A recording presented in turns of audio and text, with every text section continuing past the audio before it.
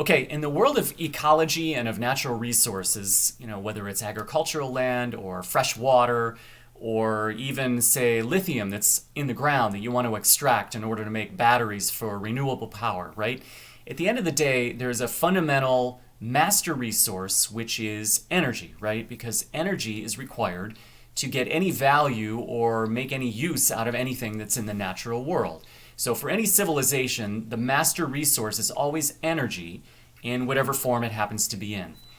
To me, this is a really helpful lens to help me think about daily human life, actually, because there's lots of life domains. There's fitness, there's diet, there's your health care.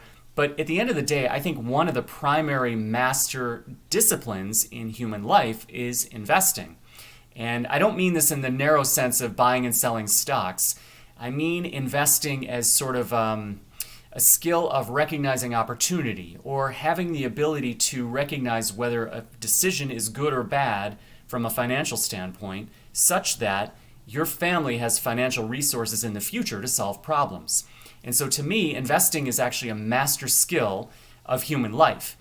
And I think a lot of families, a lot of households, they sell themselves short in some way by just offloading or outsourcing their investing decisions to a guy or a professional. And you consider yourself not an expert in investing, which, okay, that's epistemically humble, so that's good on one level. As a result, you want to hire an expert who will presumably do a better job than you would. And so I kind of, on one level, I like this because of the epistemic humility. But by the same token, you have to know enough about investing in order to be able to measure this person and see whether they're doing a good job or not. So you still, even if you offload this to someone else, a professional, you still need to know enough to know whether what they're doing is actually just slick marketing or actually good, savvy investing decisions.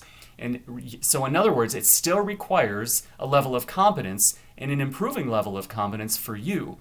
And at the end of the day, the buck stops with you, right? Your family's financial situation, it's dependent on you and your financial decisions, and you want to do the best you can.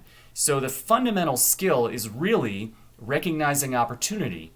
And like I said before, it's not necessarily buying or selling stocks. It's in your community, you might see a piece of property that is undervalued or overvalued. Well, you want to have the skill to know what makes it undervalued or overvalued. You need to be able to assess the cash flows or the potential profits of a given business in order to make a decision to invest in that business or not.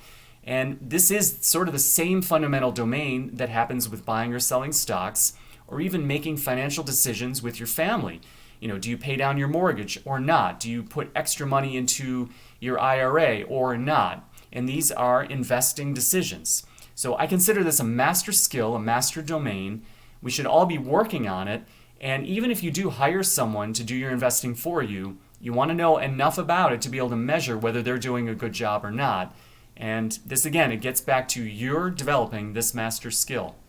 So this is how I think about it. It's a master resource, a master skill for human life, investing. Okay? I hope these videos are helpful, and thanks as always for watching.